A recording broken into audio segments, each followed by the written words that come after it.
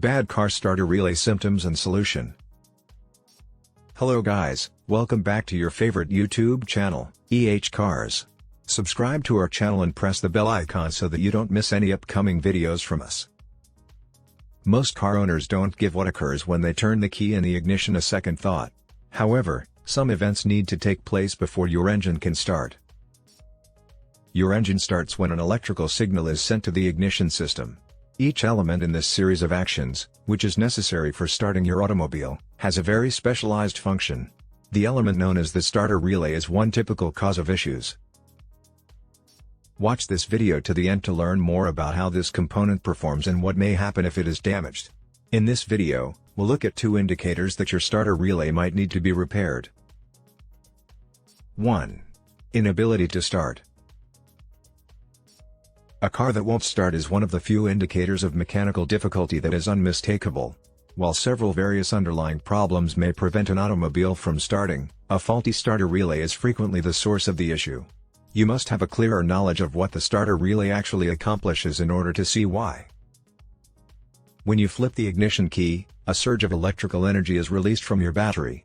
Your engine starts when this energy activates the starting motor. However, the starting relay must be crossed before the electrical impulse can reach the starter motor.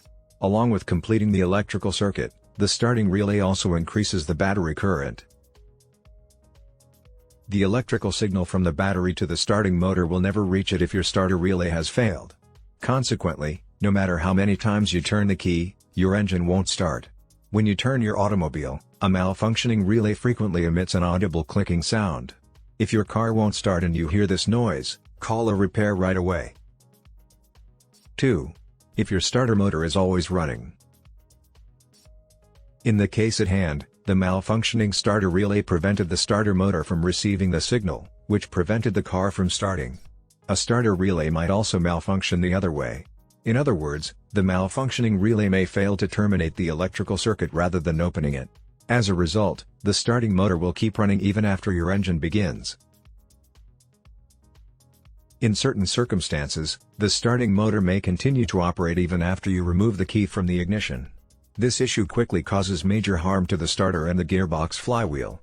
While a bad starting relay may be to blame for this problem, a binding ignition lock is frequently the more frequent offender.